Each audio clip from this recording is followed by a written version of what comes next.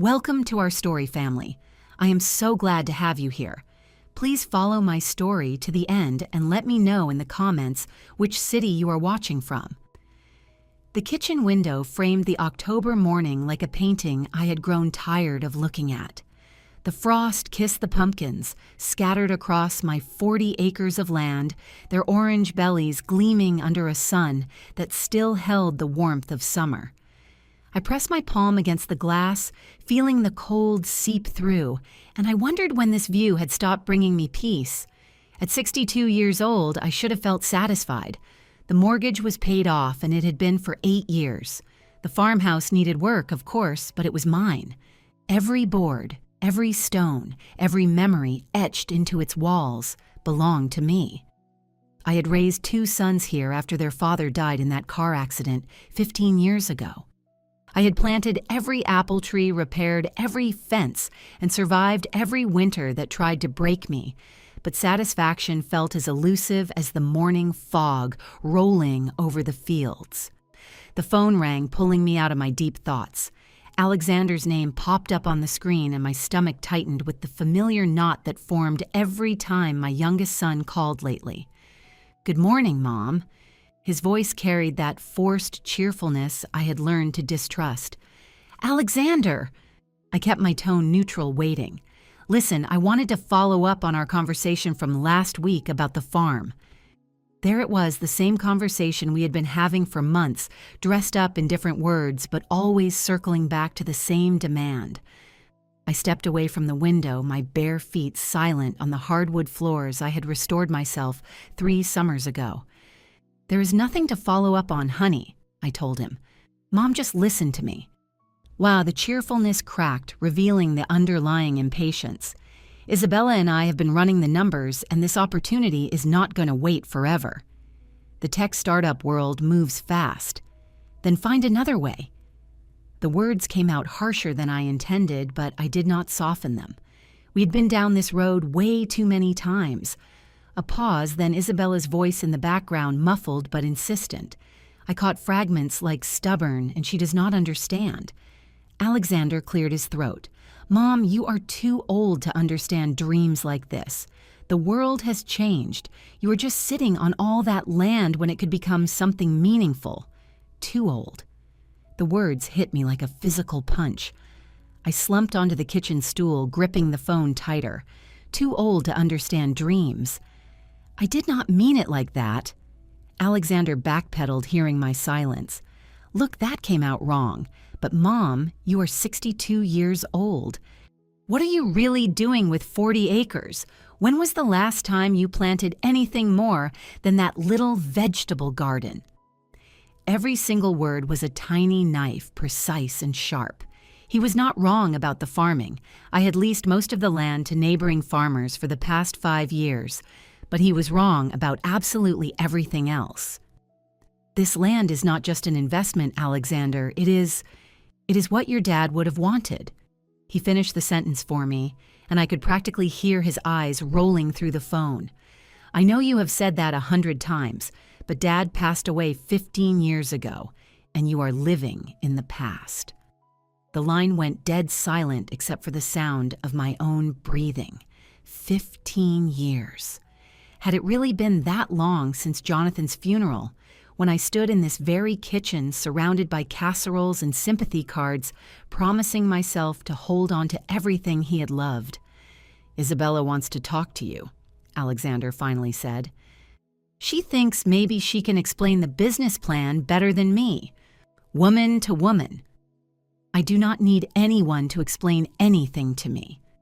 But even as I said it, I could feel my resolve wavering. Not because I was considering their proposal I would never sell the farm to fund their pipe dream, but because Alexander's words had lodged under my skin like splinters. Too old to understand dreams. Just think about it. Okay, Isabella is really excited about the possibility of you getting involved. She says you could be like a silent partner, part of our success story. Our success story. As if my 40 acres of blood, sweat, and memories were just another line item in their business plan. After I hung up, I stood in the kitchen that had witnessed every major milestone of my life for the past 25 years. The table where Alexander had done his homework, where I had taught him how to tie his shoes, and where we had sat across from each other planning his high school graduation party. The counter where I had kneaded bread every Sunday, where I had cried over bills I was not sure I could pay, where I had celebrated that final mortgage payment with a glass of Jonathan's best whiskey. Too old. The irony was not lost on me. Alexander, who had lived off my generosity through college and his first 3 failed business ventures. Alexander, who had brought Isabella home 2 years ago like a trophy wife and immediately started treating his childhood home like a resource waiting to be exploited. Isabella, with her perfectly straightened hair and master of business administration from a school I had helped pay for, who looked at my farmhouse like it was a quaint museum piece and my land like wasted potential. I walked over to the living room mantel and picked up the framed photo of my boys at Nathan's college graduation.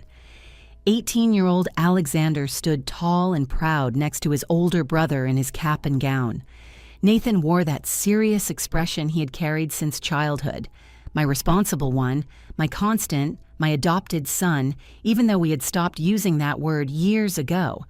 Nathan, who called every single Sunday without fail. Nathan, who sent postcards from Europe, where he had been working for the past 2 years, building his legal career and writing about how much he missed my apple pie. Nathan, who had never asked me for a dime, never questioned my decisions, and never suggested I was too much of anything. The contrast hurt. I set the photo down and noticed my hands were shaking slightly. When had they started doing that? Another sign of aging, another reminder that Alexander might be right about time slipping away. But time for what? Time to give up everything I had worked for just so he could chase another get-rich-quick scheme. The afternoon sun filtered through the windows, painting golden rectangles on the hardwood floor. I had always loved this time of day when the light made everything soft and forgiving, but today it felt different. It felt like a spotlight on everything I was losing, everything I had already lost. My phone buzzed with a text message. Isabella. Hi, Evelyn Alexander told me about your conversation. I would love to chat with you about our vision for the startup. Maybe we could grab some coffee this week. I think once you understand the potential, you will be just as excited as we are. The heart emoji at the end felt like a mockery. Isabella had never sent me heart emojis before. In fact, Isabella had barely spoken to me beyond polite pleasantries at family dinners, but now that she wanted something, suddenly we were best friends. I stared at the message for a long time, my thumb hovering over the keyboard. A part of me wanted to reply with something sharp, something that made it crystal clear exactly what I thought of their vision. But another part of me, the part that remembered Alexander as a gap-toothed 6-year-old bringing me dandelions, wanted to try one more time to make him understand. Instead, I typed, "We can talk." The reply came instantly. Wonderful. How about Thursday at 2 o'clock? There is a lovely coffee shop in town, Benson's Corner. I will make a reservation. I am really looking forward to it. 2 heart emojis this time. The desperation was almost palpable. I set the phone aside and returned to the kitchen window. The sun was lower now, casting long shadows across the fields. Somewhere in those shadows lay the ghost of the woman I used to be. The young mother who had thought love and sacrifice were the exact same thing, who had believed that giving everything to her children would somehow guarantee their respect and devotion.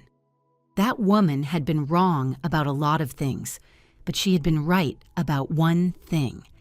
This land was worth fighting for, not for its market value or development potential, but because it was mine, because I had earned it through years of scraped knees and sleepless nights, through seasons of plenty and seasons of nothing at all, through the kind of daily choices that build a life brick by brick. Alexander thought I was too old to understand dreams. What he failed to realize was that I was living my dream. I had been living it for 25 years, and I had absolutely no intention of letting anyone, not even my own son, rip it away from me. Thursday could not arrive fast enough. Thursday arrived with that crisp autumn air that used to make me feel so alive. Now, as I stood in front of my bedroom mirror adjusting the collar of my dark green blazer, it felt more like armor than clothing. I had chosen my outfit very carefully. Professional, but not desperate, confident, but not confrontational. The kind of look that said I might be 62 years old, but I was certainly no fool. The drive to Benson's Corner took 15 minutes through a countryside that had barely changed in 3 decades. Rolling hills dotted with farmhouses just like mine, their owners mostly my age or older, all of us stubbornly holding out against the commercial development that had swallowed up the eastern edge of the county. I wondered how many of them had children circling like vultures, just waiting for the right moment to cash in on their parents' life work. Benson's Corner Cafe occupied a converted Victorian house on Main Street, complete with white gingerbread trim and hanging flower baskets. I had been here exactly twice. Once for my neighbor Grace's retirement party, and another time when the church ladies had organized a book club that lasted exactly 3 meetings. It was not my kind of place full of overpriced lattes and motivational quotes painted on reclaimed wood, but it was exactly Isabella's kind of place, which should have been my first warning. I spotted her immediately through the front window, perfectly positioned at a corner table with a clear view of the entrance. Her blonde hair was pulled back into what she probably called a power bun, and she wore the kind of cream-colored blazer that cost more than my monthly grocery budget. She looked up and waved her smile bright enough to power the cafe's trendy Edison bulb lights. The hostess, a girl young enough to be my granddaughter, led me through the maze of mismatched furniture to Isabella's table. The scent of cinnamon and expensive coffee could not completely mask the underlying smell of fresh paint and forced charm. Evelyn. Isabella stood up and leaned in for an air kiss that barely grazed my cheek. "You look wonderful. I absolutely love that blazer. It is so classic." Classic. The polite way of saying outdated. I had bought this blazer for Jonathan's funeral 15 years ago, and it had served me well for every serious occasion since. But under Isabella's evaluating gaze, it felt like a relic. "Thank you for meeting with me," I said, settling into the chair across from her. "I have to admit I am quite curious about this conversation Alexander said we needed to have." Isabella's smile wavered for a split second. "Well, I thought it would be nice to talk without the men around. You know how they can get so intense about business sometimes." Our waitress appeared another impossibly young girl with purple streaks in her hair and a nose ring. Isabella ordered something called a vanilla oat milk macchiato with lavender cold foam. I ordered black coffee and watched the girl's face fall slightly, as if I had personally disappointed her coffee art aspirations. "So," Isabella said, leaning forward with her hands clasped together, "Alexander told me about your concerns regarding the startup. I completely understand your hesitation. It is a huge decision." "It is." I kept my voice perfectly level, because from where I am sitting, there is no decision to make. The farm is not for sale. Another flicker in that perfect smile. "Of course, and we respect that. But I thought maybe if you understood the full scope of our vision, you might see this differently. Not as selling the farm, but as transforming it into something so much bigger." The coffee arrived along with Isabella's elaborate creation, crowned with what looked like purple foam art. She photographed it with her phone before taking a sip, and I found myself wondering if anything in her life ever happened without being documented for social media. "Tell me about this vision," I said, even though I already knew I would hate what I was about to hear. Isabella's eyes lit up. "It is so incredibly exciting. Evelyn, we are developing an app called Heartland Fresh. It connects urban consumers directly with local food producers. Think of it as the Uber of sustainable agriculture." The Uber of sustainable agriculture. I took a sip of my black coffee and tried not to let my face reveal my true thoughts. "The real beauty of it," Isabella continued, "is that we are not just building an app, we are creating an entire lifestyle brand. and your farm would be our flagship property, the very face of authentic American farming. We would build a state-of-the-art facility for food processing and distribution. Maybe we would add a farm-to-table restaurant, possibly even a boutique hotel for agritourism. On my 40 acres, I set my cup down. Well, yes, we would need to purchase the property to make the upgrades, but you would be a major stakeholder in the company, a founding partner. Really, your name would be on everything. Evelyn's Farm Fresh or something equally authentic.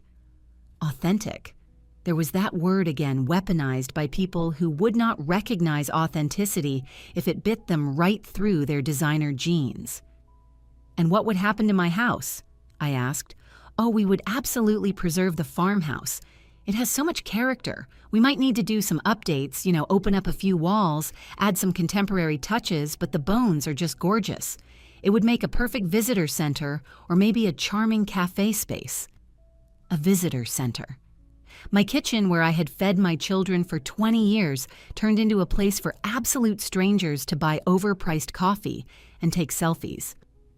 Isabella, I said very carefully, what you are describing is not transforming my farm.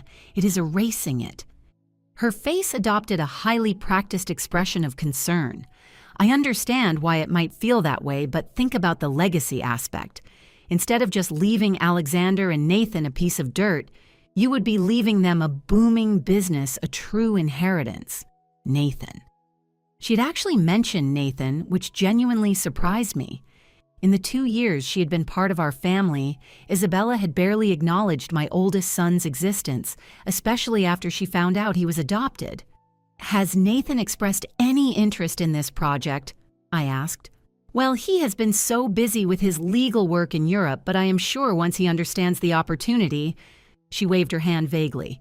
The important thing is that you would be securing the future for both of your boys. Both boys. As if she cared a single bit about Nathan's future.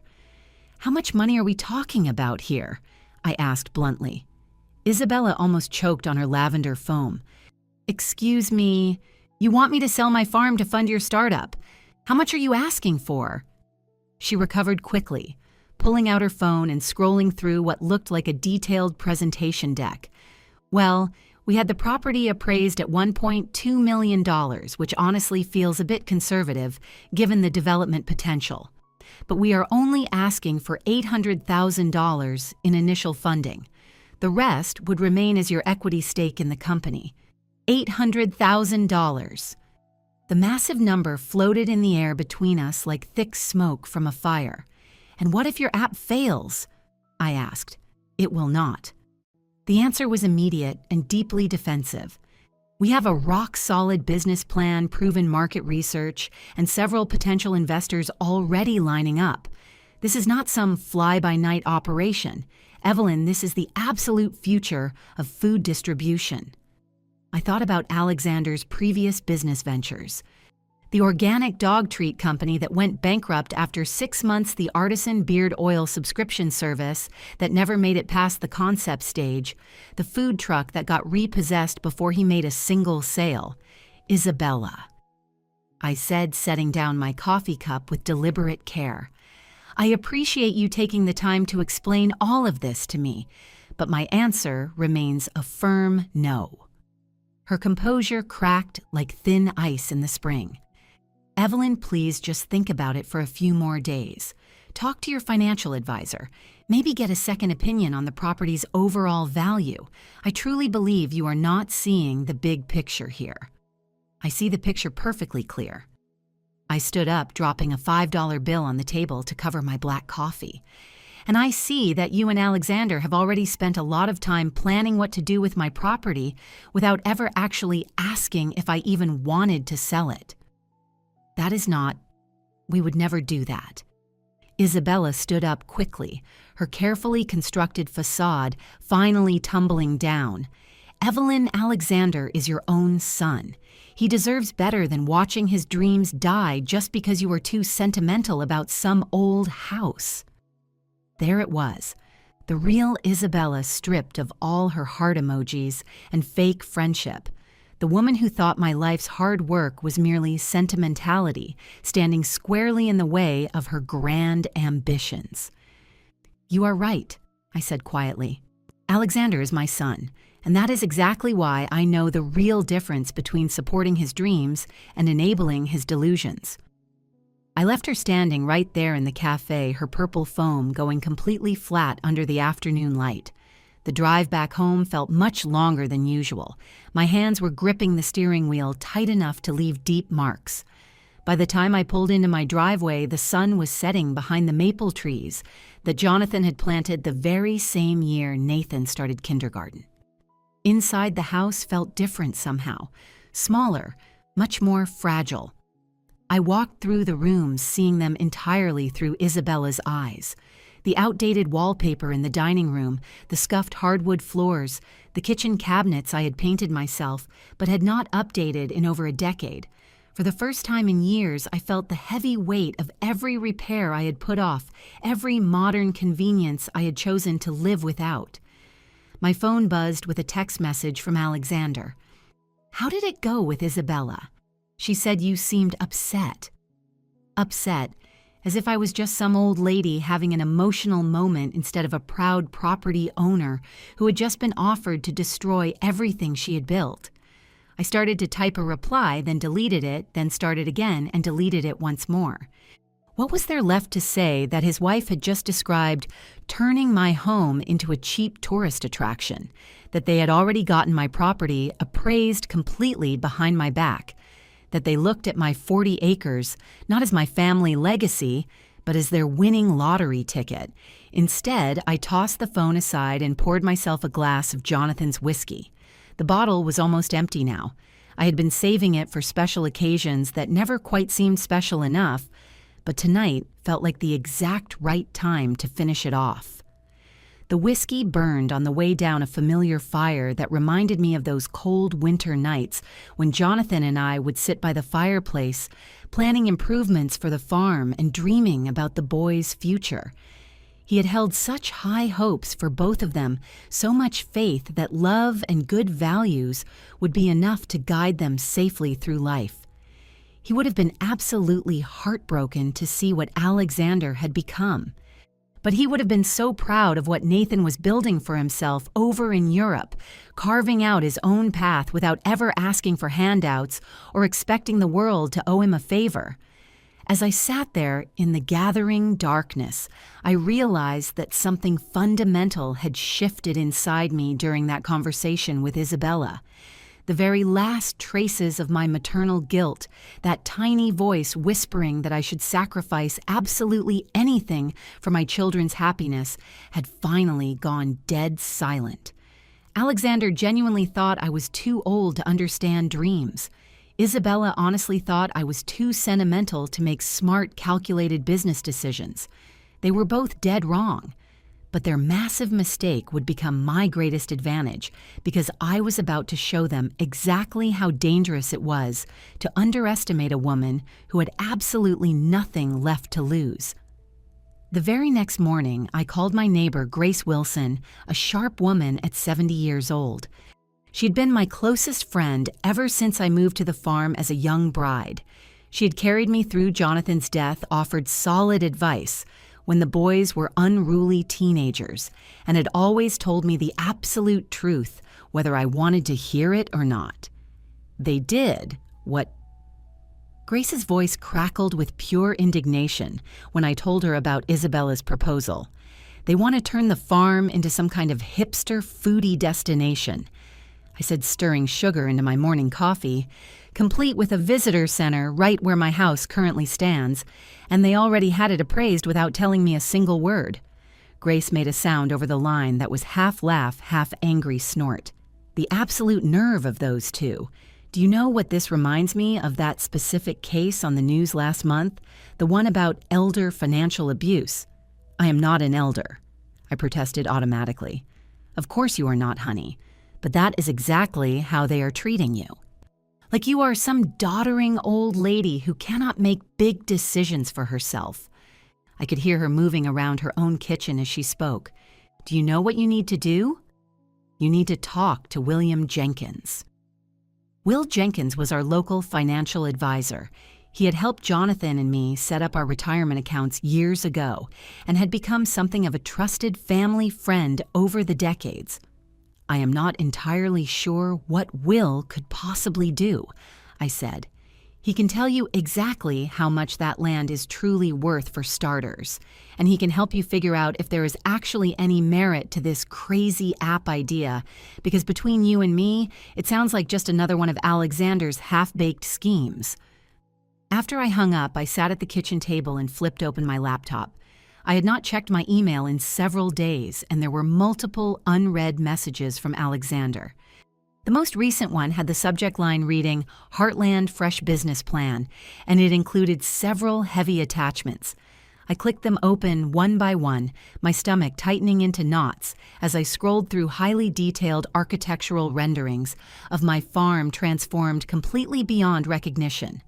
Modern glass buildings standing right where the old barn used to be a massive paved parking lot, covering what used to be my vegetable garden. My farmhouse, my actual home, remodeled into something that looked like it belonged in a glossy magazine, not on a working farm. The creation dates on the digital files showed they had been made 3 whole months ago.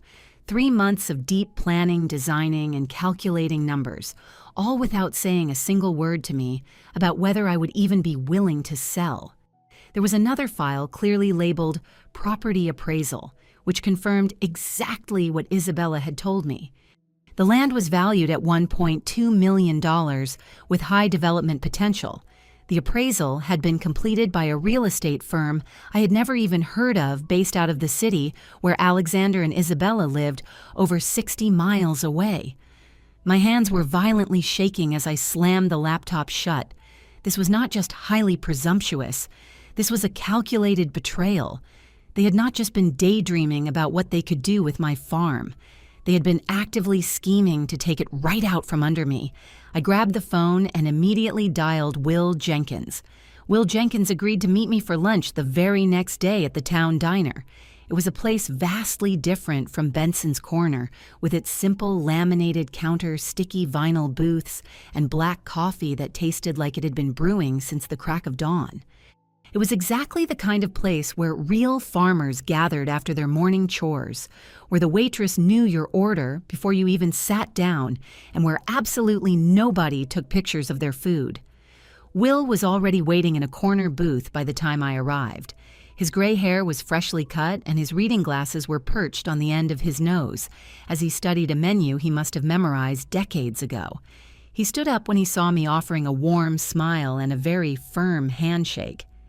"Evelyn, it is so good to see you, although I really wish it was under better circumstances."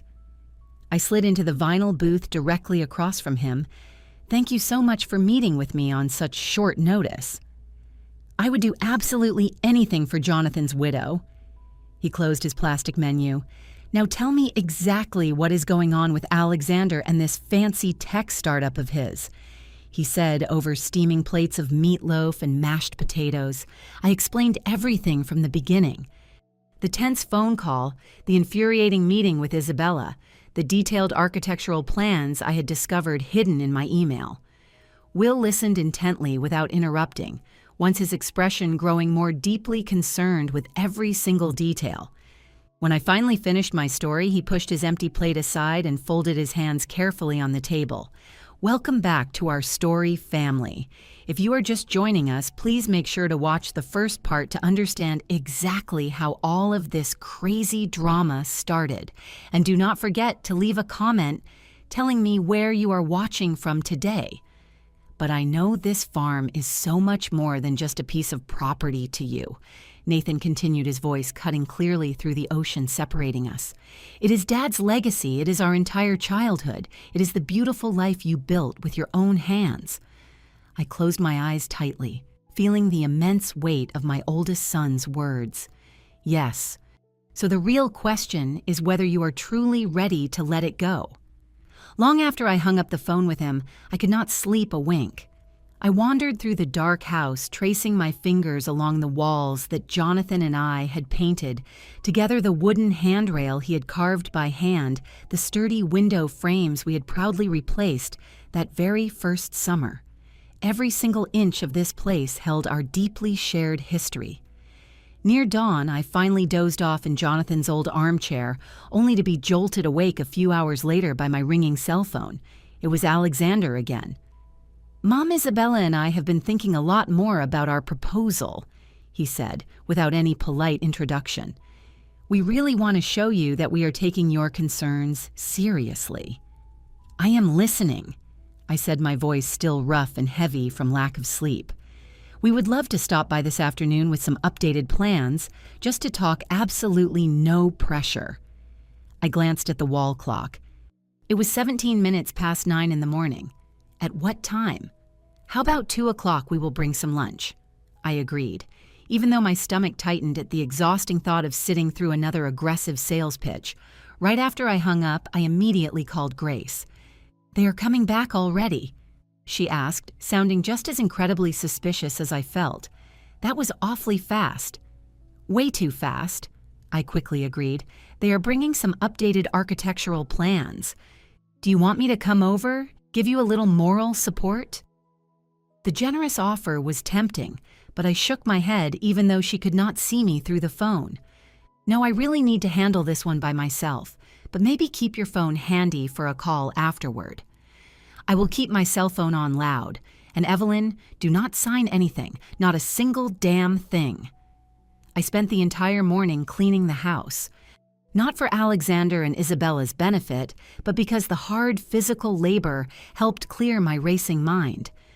By the time their sleek black luxury car pulled into my gravel driveway, I had furiously scrubbed the kitchen floor, dusted the entire living room, and mentally armed myself for whatever trick they were planning next.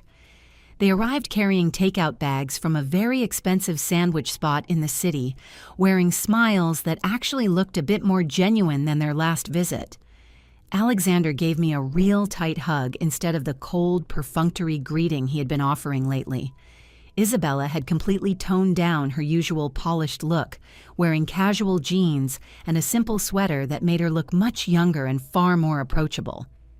"The place looks really great, Mom," Alexander said, looking around the room as if he was seeing the old farmhouse with brand new eyes. "Did you repaint the hallway?" I did. "About 3 years ago," I replied evenly, watching his face fall slightly at the blunt reminder of exactly how infrequently he bothered to visit. We settled down at the kitchen table where Isabella laid out the food containers with a casual, practiced grace. "I got your favorite turkey club sandwich," she told me with a bright smile. "Alexander mentioned that you always used to order it from Martin's Deli."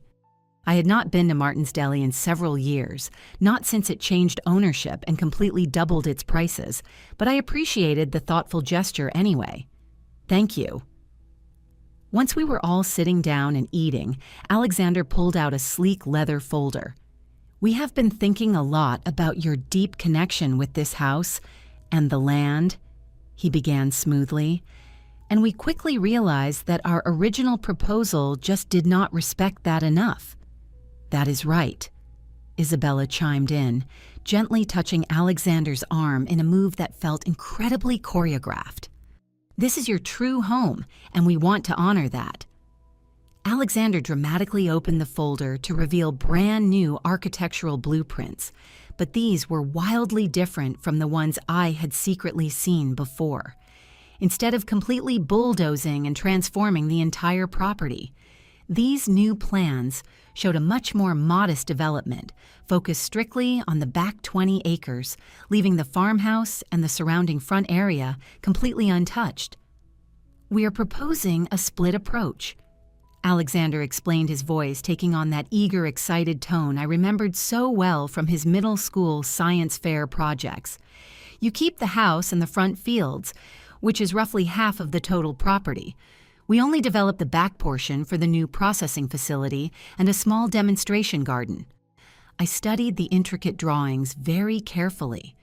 They actually looked far more respectful of the existing landscape, with the new modern buildings tucked safely away behind the thick tree line where they would not be visible from the house at all. "And what about the business arrangement?" I asked sharply. Isabella took the floor, her business administration training incredibly evident in her sharp, precise explanation.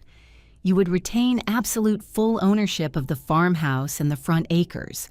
We would legally purchase the back portion at fair market value, approximately $600,000 based on the reduced square footage, and you would still get a 25% equity stake in Heartland Fresh, along with guaranteed quarterly dividends regardless of the company's profitability for the first 5 years. It was, looking at it objectively, a significantly better offer than before. More money for less land, a much larger stake in the actual business, and heavily guaranteed income. Why the sudden change of heart? I asked, watching their faces very carefully. Alexander's expression softened in a way that painfully reminded me of Jonathan. Because you were right, Mom. This is not just some random investment property. This is our true family home. He reached his hand across the table, gently covering my worn hand with his own. Dad built this beautiful place for us. I do not want to erase his memory. I want to build on top of it. His emotional words struck a deep chord inside me that I had not been expecting. For a fleeting moment, I saw the little boy who used to follow Jonathan absolutely everywhere, asking endless questions about how the world worked. Why was the sky blue? What made the crops grow so tall? I really appreciate that, Alexander, I said, squeezing his hand gently before pulling mine away. It is a much more thoughtful approach. Isabella smiled warmly, clearly sensing a slight shift in my stubborn position. We genuinely want you to be a big part of this, Evelyn. Your farming knowledge, your deep connection with this land, it is absolutely invaluable to us. This would not just be our flashy project, it would be your lasting legacy, too. Legacy. That heavy word floated in the air between us once again. Jonathan's proud legacy, my own legacy, a concrete way to preserve everything we had built while finally allowing it to evolve into the future. I need some time to think about it, I finally said, and I would still want my personal lawyer to review absolutely everything. Of course. Alexander nodded eagerly. Take all the time you need. But then he hesitated, exchanging a loaded glance with Isabella. Well, not all the time in the world. We do need to file those county permit applications pretty soon. And well, there is actually something else. Isabella placed her hand gently over her stomach in a universal gesture that could not possibly be misinterpreted. We are pregnant, Evelyn, due in July. The massive news hit me like a physical blow to the chest. A grandchild, another generation of Hartmans. That is, congratulations. I managed to choke out as a massive wave of conflicting emotions washed entirely over me. We want to build something solid for the baby's future, Alexander said, his voice turning incredibly soft. Something meaningful, a real family business with solid values, not just another soulless corporate job. I looked at Isabella with completely new eyes, seeing past the heavily polished exterior, straight to the expectant mother hiding underneath. For the very first time, I caught a glimpse of something truly genuine in her, a raw vulnerability and hope that deeply resonated with my own fond memories of impending motherhood. I will have a final answer for you by the end of this week, I firmly promised. Long after they pulled out of the driveway, I sat alone in the quiet kitchen, turning their revised proposal over and over in my tired mind. It was highly reasonable. More than reasonable, honestly. It directly addressed my biggest concerns while offering serious financial security. And now there was an innocent grandchild to consider. A brand new branch on the family tree that Jonathan would have been absolutely thrilled to welcome into the world. Maybe it really was time to let go.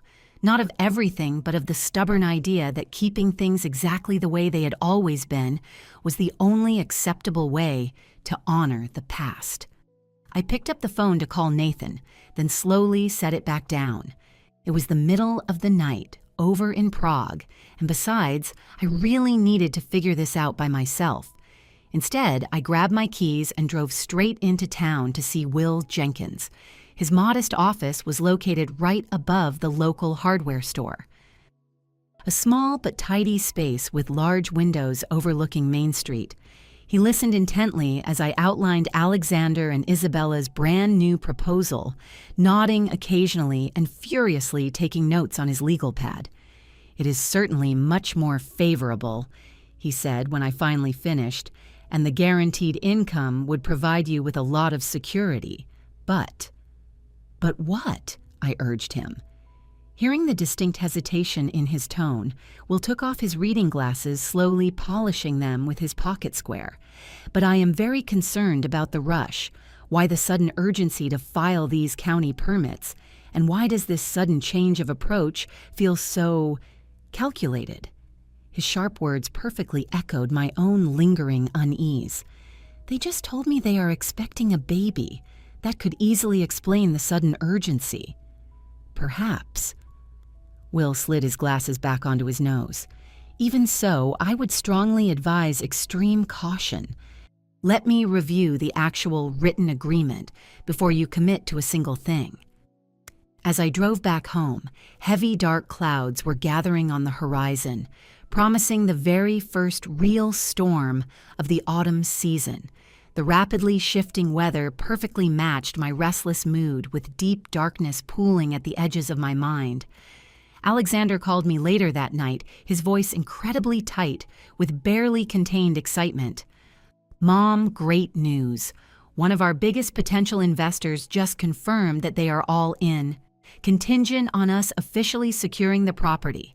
Of course, this is really actually happening." "That is wonderful news," I said, desperately trying to match his wild enthusiasm. "Who is the investor?" "A massive venture capital firm out of Chicago. They absolutely love the farm-to-table concept and our entire approach to sustainability." He paused for a long moment. "Have you thought any more about our revised offer?" "I am seriously considering it. I told you I would have a firm answer by the end of this week. Remember." "Of course." Another tense pause. "It is just that their commitment is incredibly time-sensitive. If we do not move forward very soon, they might pull their funding entirely." There it was again. The heavy pressure, the totally artificial urgency. A tight knot formed deep in my stomach. "Alexander, I need time to think. This is a massive life decision." "I know, Mom. I am not trying to rush you." But his sharp tone said the exact opposite. Just, "The sooner you can let us know, the better for everyone." After I hung up the phone, I sat out on the front porch, watching the approaching storm roll in. Lightning flickered in the far distance, briefly illuminating the dark fields where Jonathan and I had once planted corn together side by side, where the young boys had played catch on long, lazy summer afternoons, where I had walked countless times in total solitude after becoming a grieving widow. Half of all that history would be gone forever, transformed into a sterile food processing facility. Even with their supposedly improved offer, that cold reality had not changed one bit. The first heavy drops of rain began to fall as I finally stepped inside, locking the front door against the gathering storm. The fierce storm raged throughout the entire night. The angry wind howled violently around the eaves of the old farmhouse. I lay wide awake listening to the deeply familiar creaks and groans of the wooden structure, weathering yet another terrible tempest, just as it had done for decades before I ever arrived and would continue doing long after I was dead and gone. The morning brought perfectly clear skies, but a whole lot of new damage.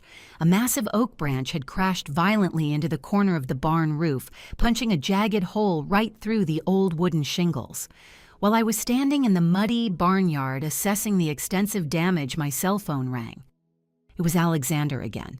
"Mom, Isabella and I were thinking we should really get started on the paperwork for our agreement.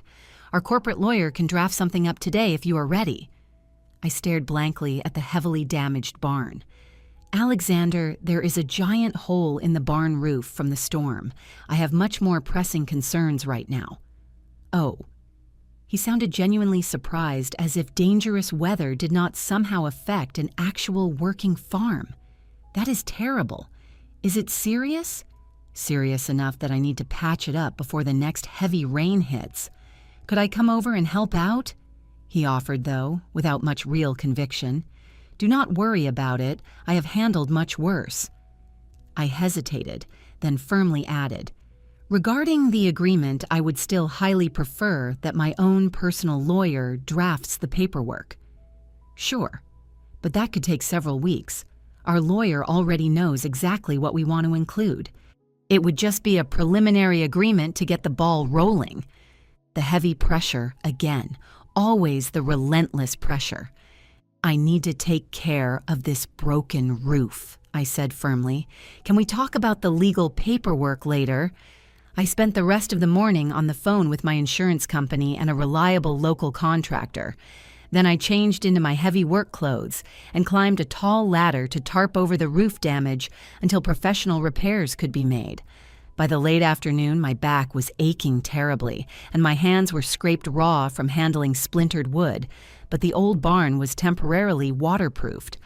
I was just washing up when another car pulled into the gravel driveway.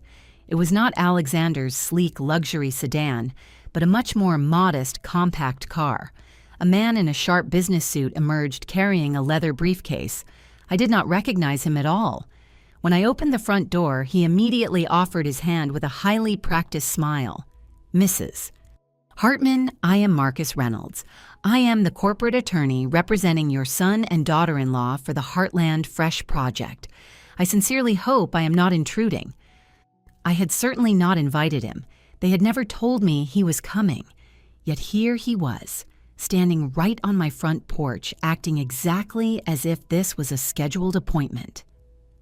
"Mr. Reynolds," I said coldly, without inviting him inside the house, "I was definitely not expecting you today." His plastic smile did not waver an inch. "Alexander mentioned that you had some lingering concerns regarding the drafted agreement. I thought it might be very helpful if I personally walked you through the paperwork and answered any legal questions." I hesitated, deeply torn between sending him packing and actually hearing what he had to say. My intense curiosity won out. "Come in. I was just making some tea." In the kitchen, Reynolds laid out several thick legal documents on the table while I poured the hot tea. He was incredibly smooth and articulate, explaining highly complex legal concepts in simplified terms that sounded both helpful and slightly condescending. "This is a standard property transfer agreement," he confidently said, pointing to the very first thick document. "It officially covers the sale of the back 20 acres while fully preserving your complete rights to the farmhouse and the front portion." I closely examined the dense document, noting the purchase price of $600,000. Exactly in line with what Alexander had verbally proposed. "And this," Reynolds smoothly continued, moving on to an even thicker stack of paper, "this outlines your full partnership stake in Heartland Fresh, 25% ownership, guaranteed quarterly dividend payments, and an honorary seat on the advisory board." It all seemed fairly straightforward, but I had learned a very long time ago to always read the fine print. "I would like some time to properly review these," I said firmly. "Of course." Reynolds smiled that plastic smile again. "Although Alexander did mention that you were hoping to move rather quickly, given the delicate situation with the big investors." I had never said any such thing, but I let the blatant lie slide. "What exactly is this section right here?" I asked, pointing a dirt-stained finger at a dense paragraph buried deep in the middle of the partnership agreement. That is just some standard boilerplate language regarding future developmental rights," Reynolds said far too casually.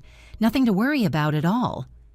I read the tiny clause much more carefully, and the blood instantly ran cold in my veins. Hidden deep inside the dense legal jargon was a sneaky provision granting Alexander and Isabella the absolute right of first refusal on the remaining property, my beloved house and the front land, at a predetermined price significantly below fair market value if the tech business succeeded and I later decided to sell. They could legally buy my beautiful home for a mere fraction of its true value, And if I died, they would have the exact same cheap option long before Nathan could ever inherit his rightful half. This is not just about the back 20 acres, is it?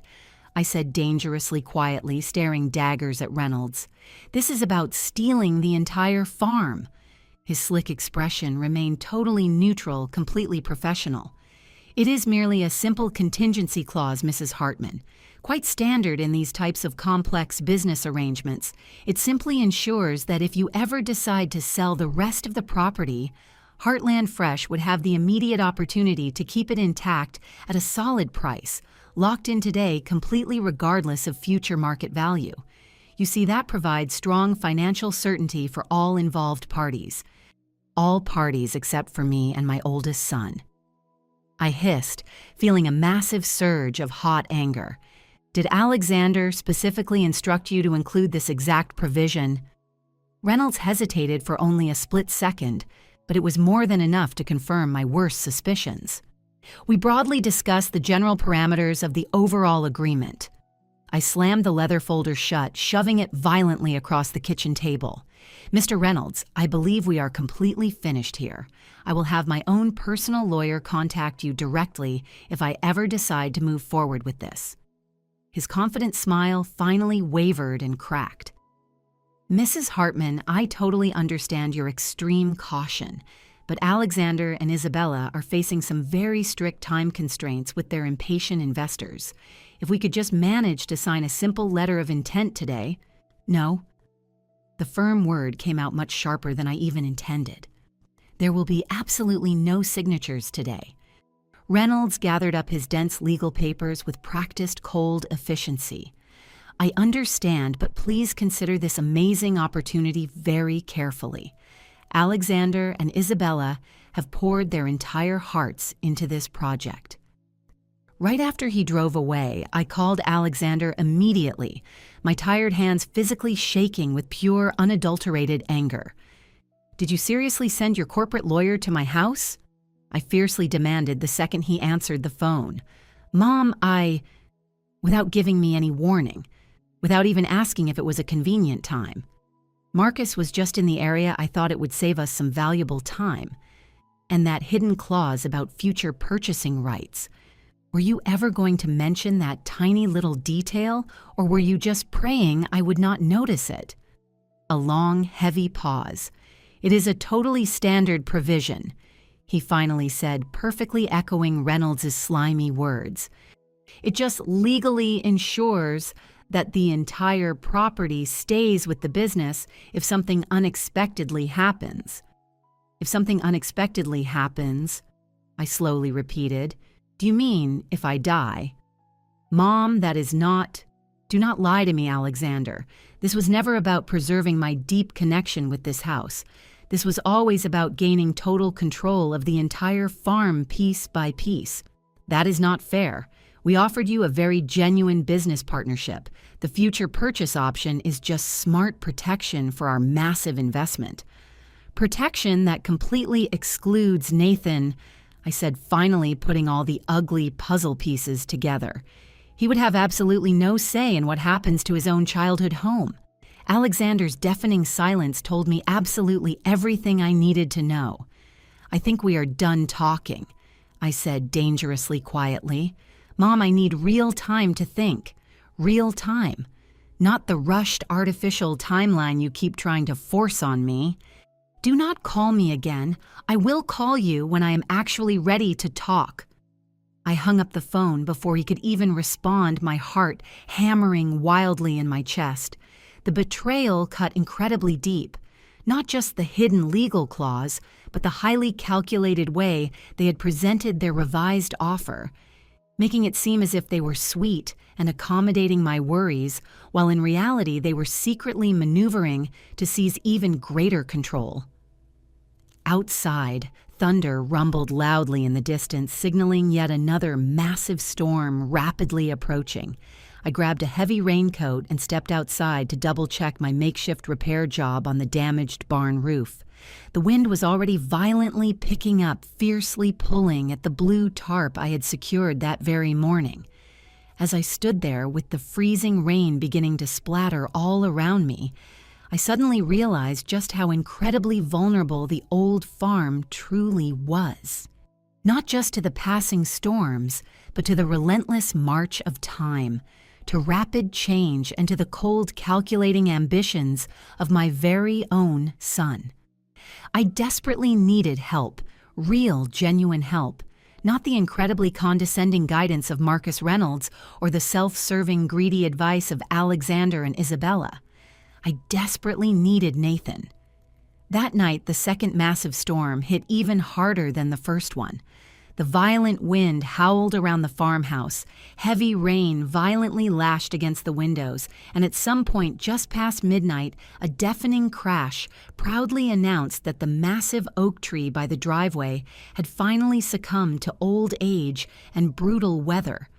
I stood right at the window, watching it fall in the bright flashes of lightning. A terrifying slow-motion collapse of something I had always thought was utterly eternal. The painful metaphor was certainly not lost on me. By the morning light, the massive tree lay directly across my driveway, its enormous trunk completely blocking any access to the main road. I was effectively trapped on the farm until it could be cleared away. I immediately called the local tree removal service only to be told that they were completely overwhelmed with emergency calls and could not possibly reach me until tomorrow at the very earliest. Then I desperately tried calling Alexander, but the phone call went straight to his voicemail. I left a very brief message explaining the urgent situation, asking if he could please come help or send someone out. Several hours passed without a single reply.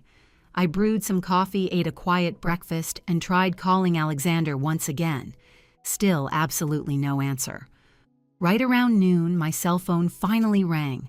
It was not Alexander, but Isabella. "Evelyn, I just received your voicemail for Alex." Her carefully controlled voice said over the line, "I am so incredibly sorry to hear about the fallen tree."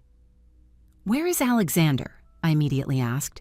"He is currently in Chicago meeting face-to-face with the big investors. He flew out late last night, right before the terrible storm hit." A heavy pause hung on the line. "We would help if we could, but we are both busy with these meetings. They are really critical for the business." The business that did not even exist yet was more important than helping me clear a fallen tree. I swallowed my disappointment. "I understand. The tree service will be here tomorrow." "Perfect," Isabella said, sounding relieved. "And Evelyn, about yesterday with Marcus. Alex feels terrible about how that turned out. We never wanted to pressure you." "But you did," I said flatly, "and that clause about future buyout rights was deliberately hidden." "Not hidden," she protested. "It is standard language in these agreements. Marcus should have explained it better." I was tired of the excuses, the rationalizations. "Isabella, I need to go. I have a tree to take care of." After hanging up, I sat at the kitchen table feeling more alone than I had been in years. Alexander was too busy with his meetings to help his mother clear a tree from her driveway. He was too focused on his business dreams to see or care that he was trying to steal my dream. Furious, I called Nathan, not caring that it was the middle of the night in Prague. This time, he answered on the first ring. "Mom, what is wrong?" I told him everything. I told him about the revised offer, the hidden clause, the fallen tree, and Alexander's absence. "That is not the worst part," Nathan said when I finished. His voice was tense with an emotion I could not quite identify. "Alex called me last week." My heart sank. What did he want? He asked me to sign a waiver for my inheritance rights to the farm. The betrayal was so complete, so calculating, that for a moment I could not speak. "He said it was just a formality," Nathan continued. "He said you were planning to sell most of the property to fund his startup, and the paperwork would be cleaner if I gave up any claim." "And what did you say?" I asked. Even though I already knew the answer, Nathan had always been the peacemaker. "I told him I needed to speak with you first. I said I would not sign anything without understanding your wishes." He paused. He did not like that answer. Of course not. Alexander had been trying to work both ends. He was securing my property while cutting Nathan out of any future claim. The realization made me feel physically sick. Nathan, I am so sorry. Do not be. This is not your fault. Another pause. Mom, I think I should come home. The offer brought unexpected tears to my eyes. You cannot just leave your job. Actually, yes, I can. I have accumulated vacation time, and this sounds like an emergency. Tree aside. His voice softened. You should not be dealing with this alone. When could you come? I asked, hope growing despite my determination to handle things by myself.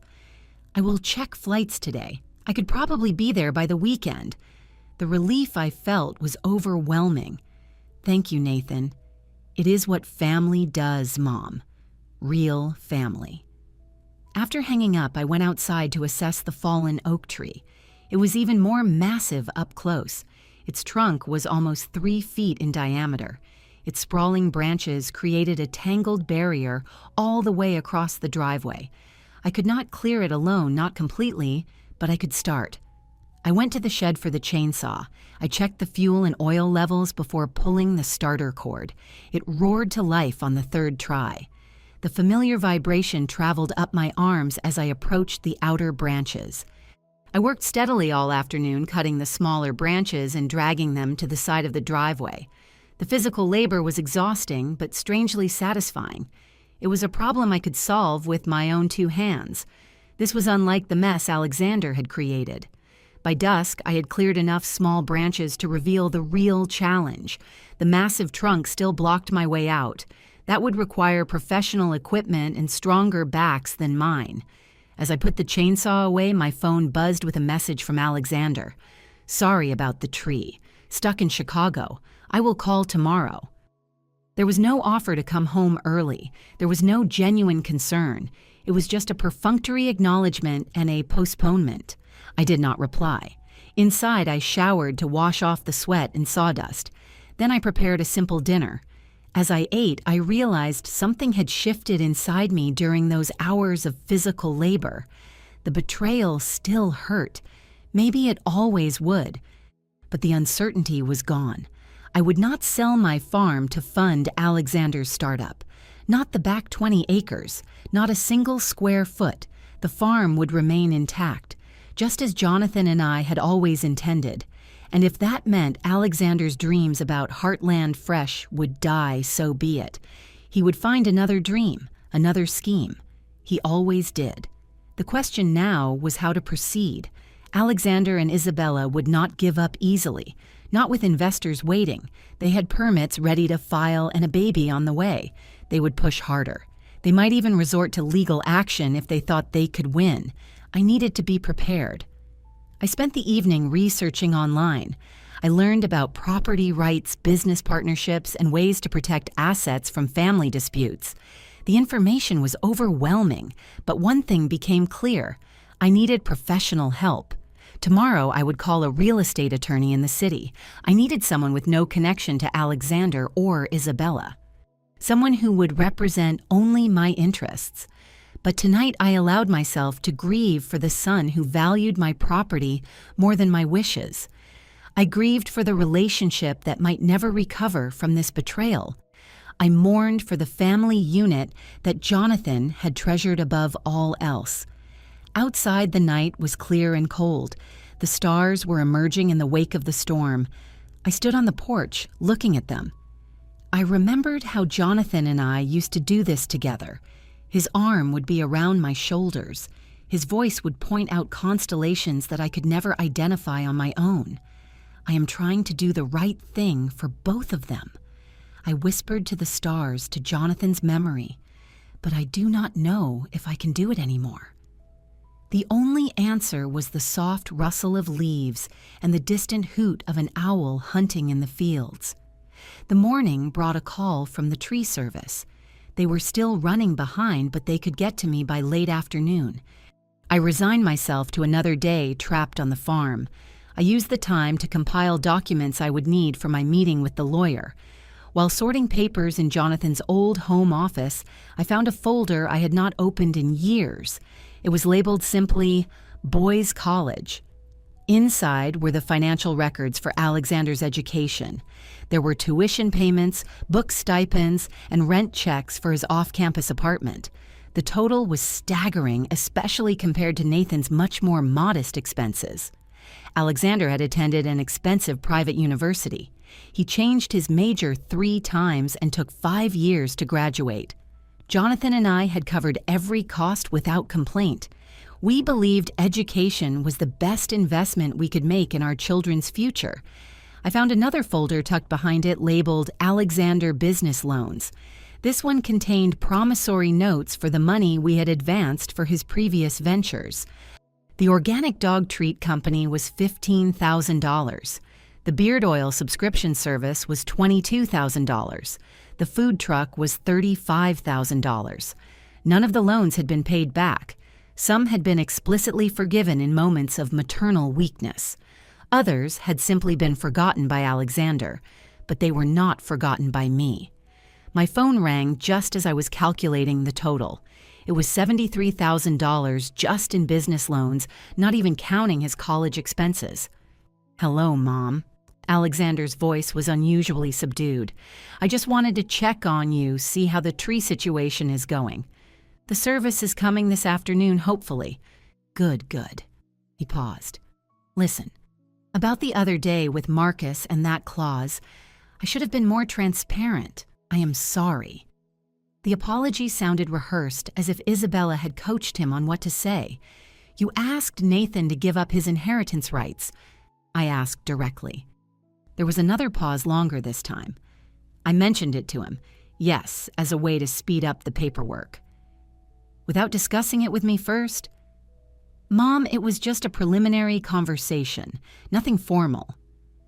I looked at the folder of unpaid loans on my lap. "Alexander, I have been looking through some old financial records. Do you remember how much your father and I lent you for your various business ventures?" The silence on the other end of the line was very telling. "Over $70,000, I continued, "none of which has ever been paid back." "Those were investments," he said defensively. "You and Dad wanted to support my entrepreneurial spirit. They were loans, Alexander. And now you want another $600,000 for Heartland Fresh, plus control over the rest of the property down the line. It is different this time. Isabella and I have real investors, a solid business plan. It is not different. It is the exact same pattern, only with higher stakes." I took a deep breath. "I have made a decision. I am not going to sell any portion of the farm. Not now, not ever." "Mom, you cannot do that." "I can, and I will." My voice was firm and certain. "This farm remains intact, just as your father and I always intended. This is about Nathan, is it not?" Alexander's voice hardened. "He has turned you against me, against our business. This has nothing to do with Nathan and everything to do with your own actions, sending a lawyer to pressure me, hiding clauses in contracts, trying to cut your brother out of his inheritance." "He is not even your real son," Alexander yelled, and then immediately fell silent. It was as if he was shocked by his own words. The old pain flared up, not for me, but for Nathan. After all these years, Alexander still used the adoption as a weapon. "Nathan is just as much my son as you are," I said quietly. "And right now he is acting a lot more like family than you are." "Mom, I did not mean." "I think we are done talking for now, Alexander. The tree service will be here soon." "Wait, please." His voice now carried a tone of desperation. "The investors are ready to commit. We have already started the permit paperwork. We need an answer right now. You have your answer. It is no." "You are making a huge mistake," he said, anger replacing the desperation. "This could have secured your future, the future of our family." "My future is secure. I have everything I need right here." After hanging up, I sat perfectly still with the folder still open on my lap. The confrontation had been inevitable, but that did not make it hurt any less. I had raised Alexander, loved him, and supported him financially and emotionally through every single phase of his life. and yet he was willing to manipulate and deceive me to get what he wanted. The sound of a vehicle in the driveway pulled me from my thoughts. It was not the tree service, but a cab, and stepping out of it looking travel-weary but determined was Nathan. I hurried to the door, disbelief and joy mixing as I watched my oldest son pay the driver and grab a suitcase from the trunk. "Nathan," I called out, stepping onto the porch, "how did you get past the tree?" He smiled, the familiar expression lighting up his serious face. I had the cab drop me off at the main road and I walked the rest of the way. I climbed over that oak tree just like I used to climb trees when I was a kid. He ran up the porch steps and wrapped me in a tight hug that smelled of airplanes and cologne. "Hi, Mom." "You said the weekend," I mumbled against his shoulder. "I caught an earlier flight. It sounded like you might need backup sooner rather than later."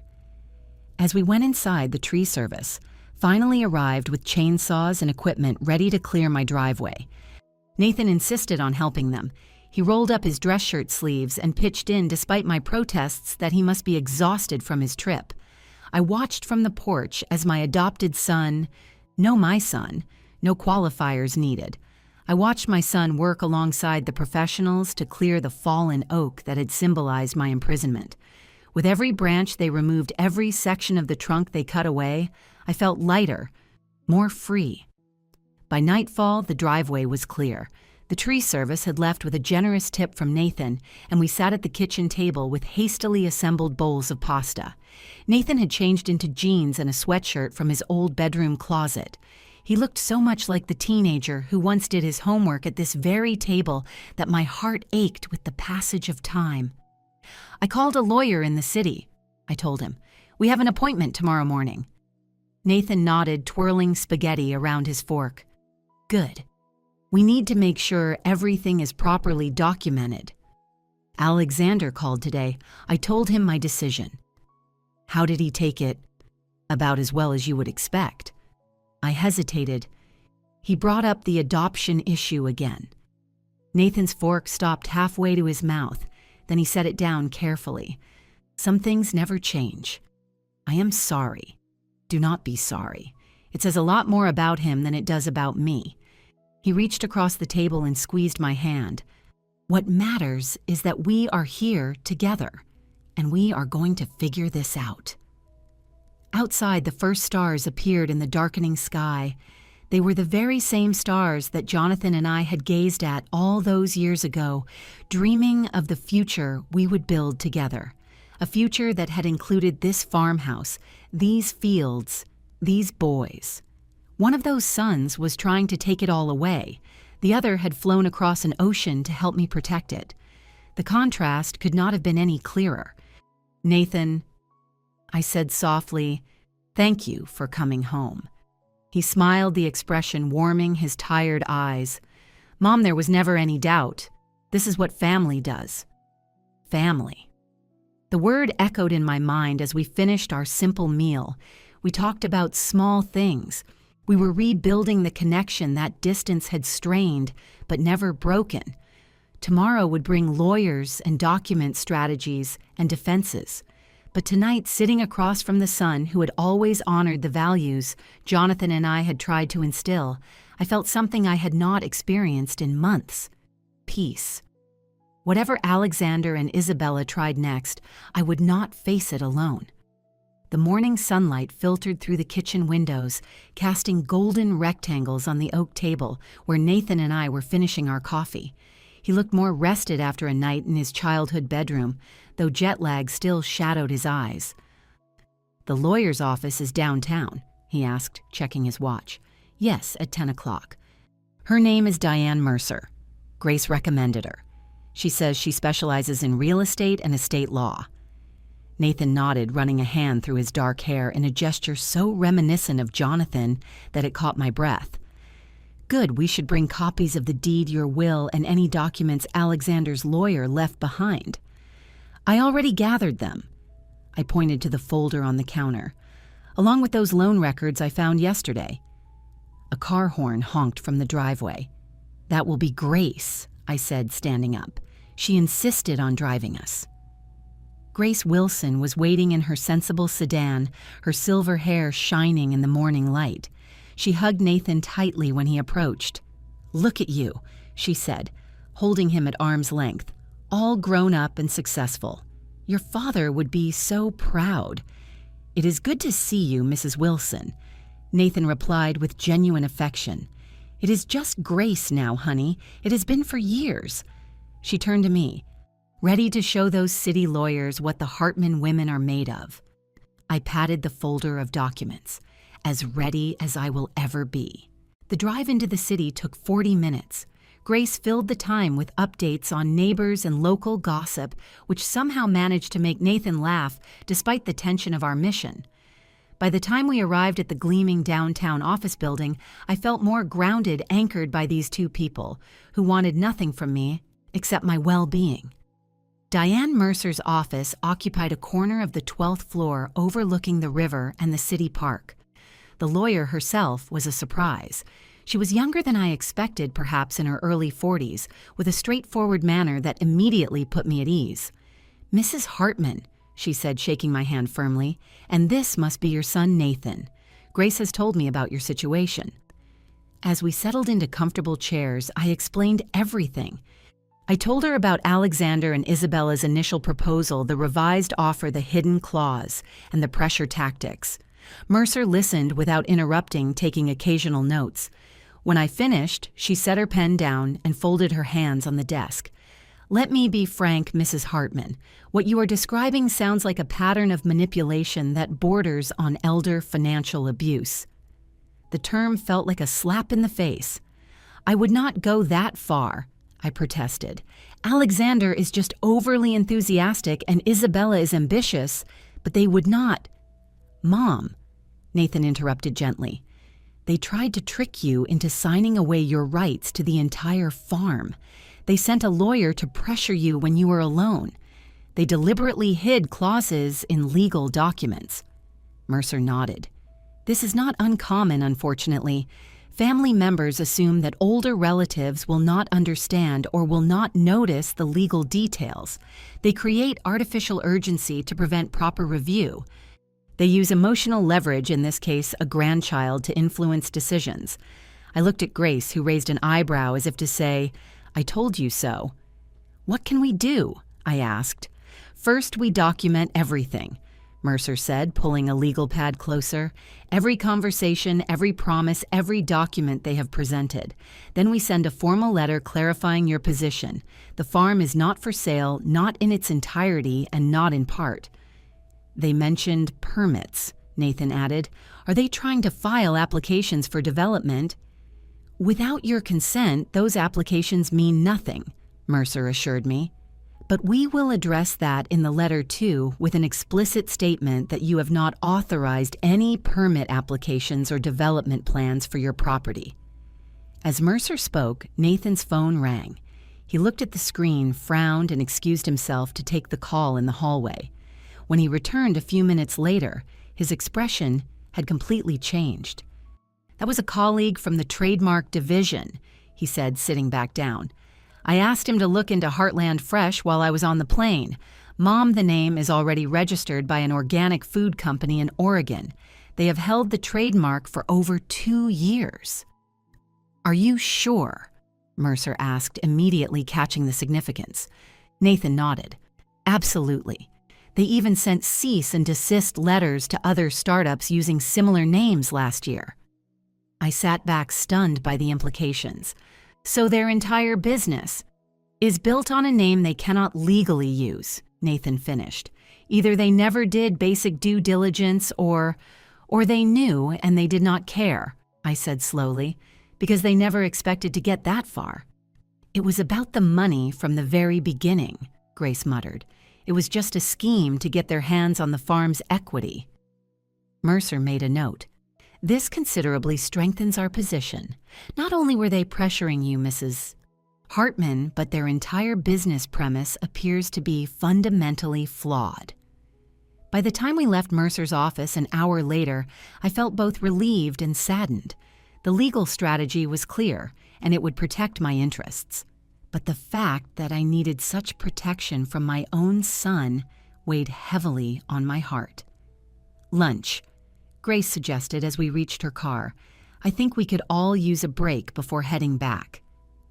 We ended up at a small Italian restaurant near the park where Nathan entertained us with stories from his legal work in Prague. He had a gift for finding humor in the most technical aspects of international law.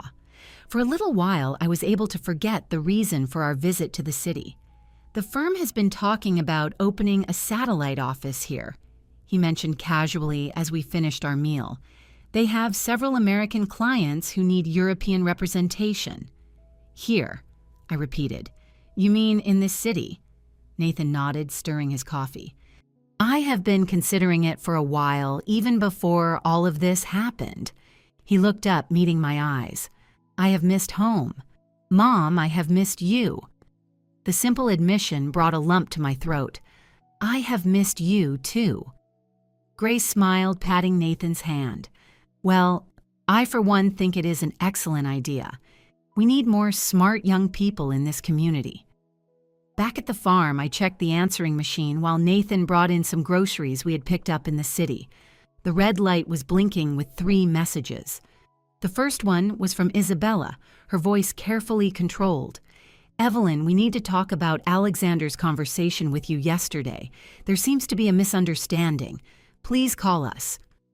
The second from Alexander was less measured. "Mom, you are making a huge mistake. We have investors waiting.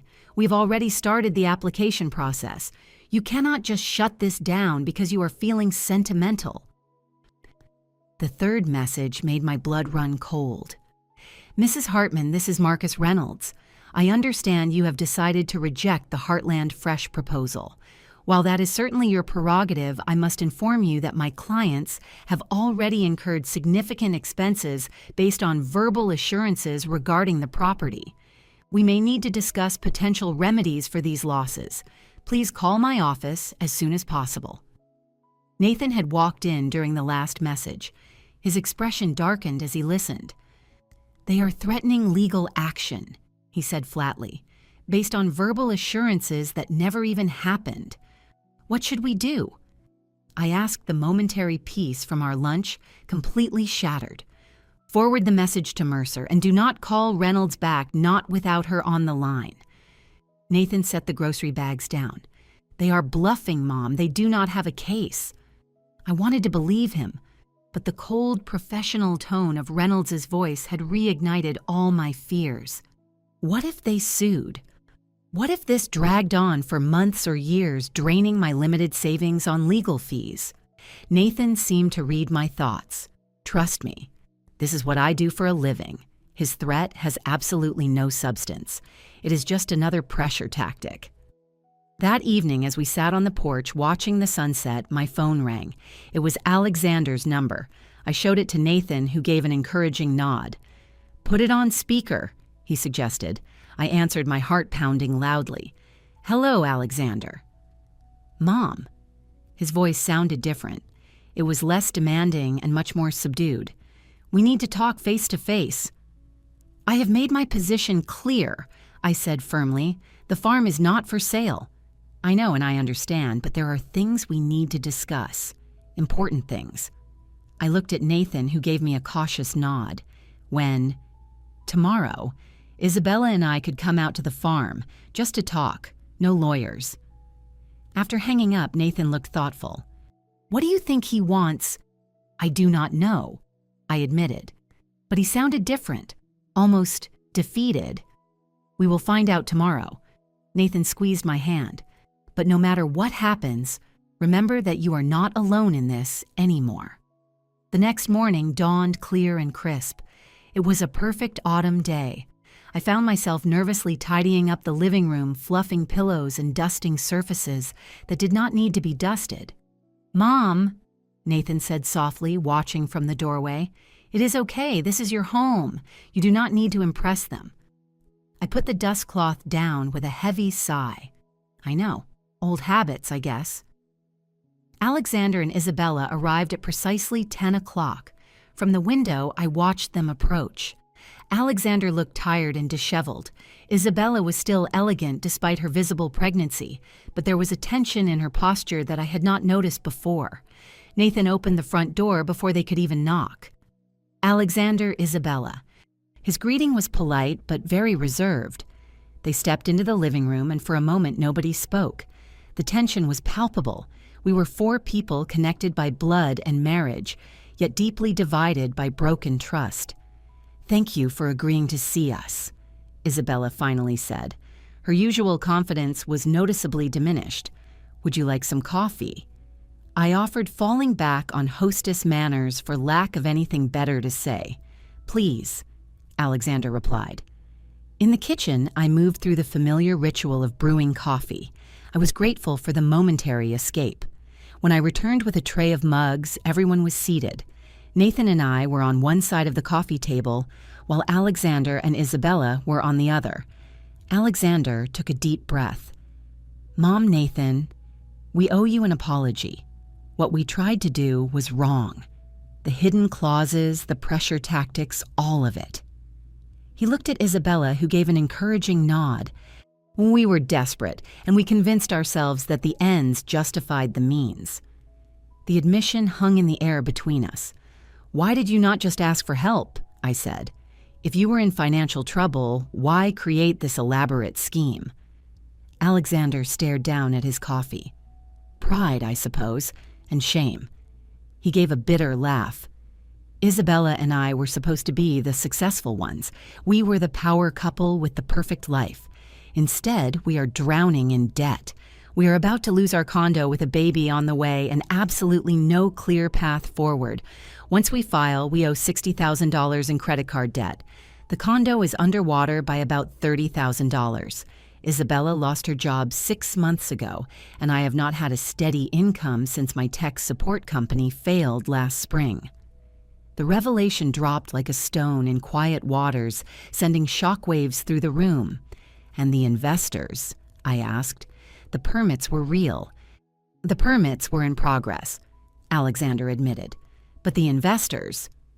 "We had preliminary interest. Nothing was firm. We were counting on the farm as collateral to secure the actual funding." "And the trademark issue," Nathan pressed. "Did you know that Heartland Fresh was already registered?" Isabella spoke up for the first time. "We found out 2 weeks ago. I thought we could work it out, maybe buy the rights from the Oregon company, but we simply did not have the cash. So the entire business plan was built on a name you could not legally use," Nathan stated flatly. "The concept was solid." Isabella insisted, a flash of her old confidence returning. "The farm-to-table market is growing." "The execution was just flawed," I repeated. The words seemed wildly inadequate for what they had attempted to do. Alexander leaned forward, his expression raw with emotion. "Mom, I know we cannot undo what we tried to do, but I need you to understand why. We are on the verge of losing everything. We are losing the condo, our credit, and our reputation. And with the baby on the way..." His voice cracked. I was terrified. Isabella placed a hand over her rounded belly, her composure finally breaking down. We both were. We still are. That admission of fear, genuine human fear, pierced the armor of anger I had built around my heart. For the very first time, I did not see cunning manipulators. I saw my son and his wife, scared and desperate, making terrible decisions from a place of sheer panic. "Fear does not excuse what you tried to do," I said quietly. "No, it does not," Alexander agreed. "Nothing does, but I hope it helps explain it." Nathan leaned forward. "What is your plan now with the farm option off the table?" Alexander and Isabella exchanged a look. "Bankruptcy," he said. "Moving into a cheaper apartment, starting completely over." "With a newborn," Isabella added, her voice small. The room fell silent once again. The future they described was bleak and uncertain. I thought about my grandchild, not even born yet, but already facing instability and hardship. "There might be another option," I said slowly, surprising even myself. It does not involve selling the farm, but perhaps using it differently. Alexander looked up, confusion mixing with cautious hope. What do you mean? The farm has that old caretaker's cabin behind the orchard, I explained. Your father and I renovated it years ago. We thought we might rent it out, but we never did. It is small, but it has 2 bedrooms. You, Isabella, and the baby could live there while you get back on your feet. The offer hung in the air. It was unexpected and transformative. You would let us live here after everything? Alexander's voice was barely a whisper. You are my son, Alexander, and that baby is my grandchild. Family helps family during hard times. There would be conditions, Nathan quickly added, shifting into his lawyer mode. A formal debt repayment plan, financial counseling, and job search assistance for both of you. And you would have to contribute to the farm, I continued. Real work, not just living here. The orchard needs attention. The vegetable garden could be expanded. Isabella looked around the farmhouse, then out the window at the fields beyond. She was seeing it perhaps for the very first time, not as a real estate opportunity, but as a potential home. It would be a significant adjustment, she said carefully, from our life in the city. Yes, I agreed. It would be. Alexander reached for her hand, but we would be together, safe with family. Isabella met my eyes. There was something completely new in her expression. It was not calculation or charm, but genuine vulnerability. Why would you do this, Evelyn, after how we treated you? Because that is what family does, I said simply. Real family. Alexander's composure finally broke. He put his face in his hands, his shoulders shaking with silent sobs. After a moment of hesitation, I moved to sit beside him. I placed a hand on his back, just like I had done when he was a little boy, scared by thunderstorms or disappointed by a lost game. It is going to be okay, I murmured. Not easy, but okay. Over his bowed head, I caught Nathan's eyes. He gave me a small smile. It was sad but approving. We had a very long road ahead of us. We had trust to rebuild, boundaries to establish, and old wounds to heal. But in that moment, sitting in the living room, where I had raised my boys, I felt something I never expected to feel again. I felt hope. The next few weeks passed in a blur of activity. Nathan extended his stay. He worked remotely while helping me prepare the caretaker's cabin for Alexander and Isabella. We cleaned, painted, and furnished the tiny house with a mix of items from the main house's attic and affordable new pieces. Alexander and Isabella put their city condo on the market as a short sale. They started bankruptcy proceedings and began the painful process of dismantling their urban life. Isabella, much to my surprise, tackled the transition with growing determination. She researched local job opportunities and even helped with the cabin renovations whenever her pregnancy allowed it. One evening, as Nathan and I sat on the porch watching the sunset, he brought up a topic we had both been avoiding. I have been thinking about coming back, he said. His voice was casual, but his expression was serious. Not just to visit, to come back permanently. To the farm, I asked, completely surprised. To the area. The firm has been talking about opening a satellite office in the city. I could run it. I could split my time between here and Prague until it is fully established. Now I studied his face, looking for any signs of sacrifice or obligation. Nathan, you do not have to do this for me or because of Alexander's situation.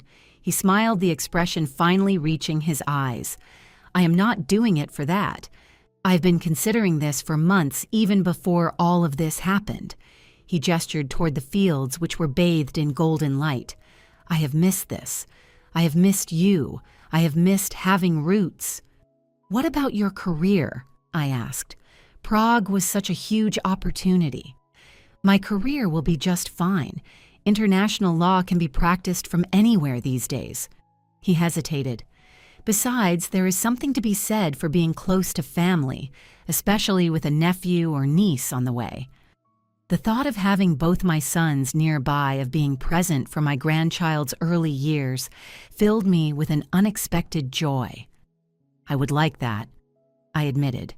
Very much. 2 days later, Alexander and Isabella moved into the cabin. The process was sobering. Their belongings fit easily into the small space, which was a stark contrast to the sprawling city condo they had left behind. Isabella set up the baby's nursery with immense care. Her nesting instinct was evident in every thoughtfully considered detail. That evening, I invited them over for dinner at the main house. As we gathered around the kitchen table, the exact same table where we had shared countless family meals over the years. The conversation was slightly awkward at first. We were all navigating this brand new dynamic. "I got a call about a job today," Isabella announced as we passed the salad bowl. "It is a part-time administrative position at the community college. It is not what I am used to, but the hours are flexible, and they have excellent maternity benefits." "That is wonderful," I said, genuinely pleased. "And I am meeting with the Small Business Development Center tomorrow," Alexander added. "They offer free counseling for entrepreneurs. I figured I could maybe get some proper guidance this time around." Nathan nodded approvingly. "Smart move. They can help with realistic planning market research and the basics you might have overlooked before. Like trademark searches," Alexander said with a self-deprecating smirk. The joke, as small as it was, finally broke the tension. For the first time since this entire ordeal began, we laughed together. We were not completely healed, but we were definitely moving in the right direction. After dinner, as Alexander and Isabella prepared to walk back to the cabin, I noticed Isabella lingering in the living room. She was studying the family photos on the fireplace mantel. "That one was taken at Nathan's college graduation," I said, joining her side. She nodded, looking at the picture of a younger Alexander with his arm proudly slung around his brother. He was so proud that day. He told me once that it was one of the happiest moments of his life watching Nathan succeed. The admission surprised me. He never told me that. "There is a lot he does not say." Isabella turned to face me. "Evelyn, I want you to know something. I truly believed in Heartland Fresh. It was not just about the money, at least not for me." She rested a hand on her stomach. "I wanted to build something for this baby, something meaningful." "I understand that," I said. "But meaningful things take time, Isabella. And integrity. There are absolutely no shortcuts." "I am learning that." She looked back at the photo, "the hard way." As they walked down the path toward the cabin with their arms wrapped around each other against the night chill, I thought about Isabella's words. Maybe there had been genuine passion behind their scheme, however misguided and poorly executed it was. Maybe they had wanted not just financial salvation, but purpose, meaning, and a legacy. Those were things the farm had always provided in its own quiet way. The next morning, Nathan announced he had a surprise planned. He asked us all to gather at the edge of the orchard right at noon. Alexander and Isabella arrived looking curious and slightly cautious. I was equally mystified until I saw Grace's car pulling up, followed closely by a nursery truck. "What is all this?" I asked as Grace hurried toward us. She was as spry as ever, despite being in her 70s. "An apple tree," Nathan announced as the nursery worker carefully unloaded a potted sapling. "It is a new variety developed at the state college. It is disease-resistant, cold-hardy, and supposedly produces the sweetest apples you have ever tasted." Alexander's expression shifted as realization dawned. "Like Dad used to do," he said softly. "Plant a tree for every major milestone." "Exactly." Nathan nodded. "I thought we could plant this one for the baby, start a brand new tradition." I touched the delicate trunk of the sapling. I was thinking of all the trees Jonathan had planted over the years. They were trees that now provided shade, beauty, and fruit all across the property. Trees that marked the milestones of our family's life. "It is perfect," I said. Together, the 5 of us carried the tree to a sunny spot near the edge of the orchard, where it would have plenty of room to grow for decades. Alexander dug the hole while Nathan and I prepared the soil. Isabella and Grace stood by, watching, offering advice and encouragement.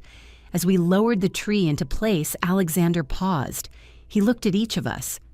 "I want to say something." He began, his voice thick with emotion. "A month ago, I almost destroyed everything that mattered. This farm, our family, Mom's trust.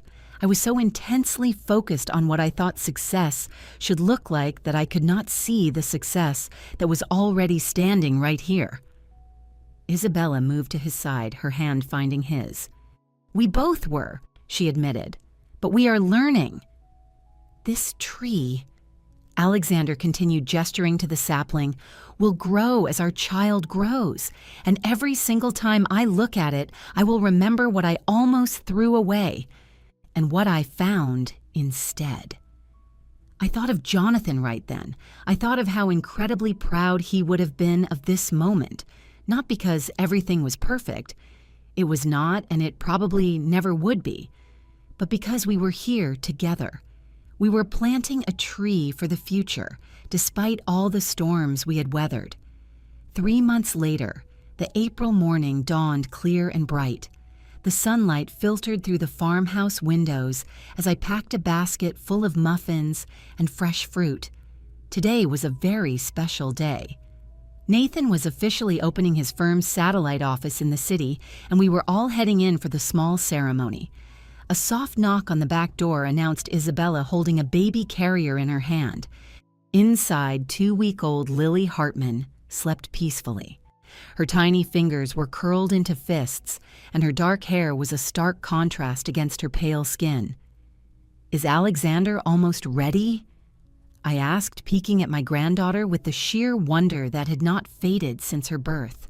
"He is on his way. He is just wrapping up a call with that farmer from Oregon." Isabella carefully placed the carrier onto the kitchen table. "The partnership discussion is going really well. He thinks they might be able to break ground on the farm store project by the fall." The farmer from Oregon had been a completely unexpected development. He was the owner of the original Heartland Fresh trademark. Instead of pursuing legal action when he discovered Alexander's permit applications, he had reached out through Nathan to discuss a collaboration. His established organic produce company was looking to expand out to the East Coast, and our farm offered the perfect location for a small satellite operation. It was certainly not the grandiose vision that Alexander and Isabella had initially pitched. There was no processing facility, no restaurant, and no hotel. It was just a modest farm store selling local and artisanal goods with the potential to grow if the concept proved successful. But it was honest. It was sustainable. And it was built on genuine partnerships instead of shortcuts and shady schemes. Alexander appeared in the doorway looking more relaxed than I had seen him in years. The bankruptcy proceedings were almost finalized, wiping the slate clean while teaching him some harsh but necessary lessons. The tiny cabin had proven surprisingly comfortable for their new family of 3. Furthermore, Alexander's part-time teaching gig at the community college had revealed an unexpected talent for education. "Ready for the big day?" he asked, leaning down to kiss Lily on the forehead. "Almost," I replied, adding the last muffin into the basket. Nathan called. "He is picking up Grace on the way." As we drove into the city, I glanced in the rearview mirror at Alexander and Isabella in the back seat, their heads bowed affectionately over their daughter. They were entirely different people now. They were humbled by failure and tempered by consequences, but they were also softened by parenthood and the simple rhythms of farm life. The trust was not fully rebuilt. There were still moments of tension and quick flashes of old patterns. However, every single day brought minor healings. They were taking small steps toward a brand new type of family dynamic, one based entirely on honesty, rather than manipulation and support instead of exploitation. Nathan's new office occupied a modest suite in a renovated historic building downtown. As we walked into the small reception area, I felt a massive surge of pride, seeing his name etched on the door, Nathan Hartman International Legal Services. The ceremony was brief, but deeply meaningful. There was a ribbon cutting champagne toasts and speeches from the European partners who had flown in just for the occasion. Nathan moved through the crowd with quiet confidence. He introduced Alexander and Isabella to his colleagues, making a very special point to highlight my presence to everyone he spoke with. I could not have done this without my mother's support, I overheard him telling the managing partner. She is the foundation of everything good in my life. Later on, as the reception was wrapping up the five of us, Nathan Alexander, Isabella baby Lily, and I gathered together by the large windows overlooking the city park. To new beginnings, Nathan said, raising his glass, and to strong foundations, Alexander added, meeting my eyes with genuine affection. As we drove back home under the golden afternoon light, with Lily sleeping peacefully in her carrier, I thought about the journey of the last 6 months. I thought of the betrayal that had nearly torn us apart, the incredibly painful truths that had to be faced, and the slow, careful work of rebuilding trust and forging new relationships. Alexander had been completely wrong. I was not too old to understand dreams.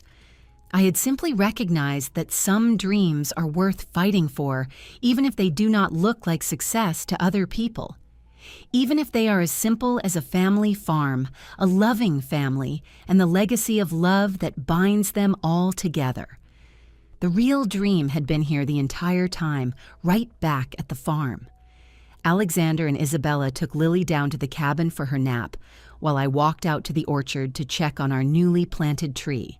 The sapling stood tall and straight, its tender leaves unfurling beautifully under the spring sun.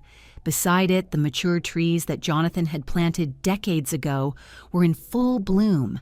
Their branches were heavy with pink and white blossoms, promising yet another abundant harvest. Between the old and the new stretched the fields that had sustained us all. It was the land that would forever remain intact exactly as we had intended. It was a legacy, not of money, status, or business success, but a legacy of perseverance, integrity, and a love that spans across generations. I placed my hand on the slender trunk of Lily's tree, feeling the vibrant life pulsing within it. "We are going to be all right," I whispered to the tree, to Jonathan's memory, and to myself. All of us. And for the very first time in a long, long time, I truly believed it. Welcome to our Story Family's discussion. What would you do in my place? Have you ever gone through something similar? Comment down below and do not forget to subscribe to see more stories just like this one. Also be sure to check out 2 other stories that are absolute channel favorites. My daughter-in-law thought I was just a burden until she found my secret, and They Mocked Me at the Class Reunion Until They Saw Who My Husband Was.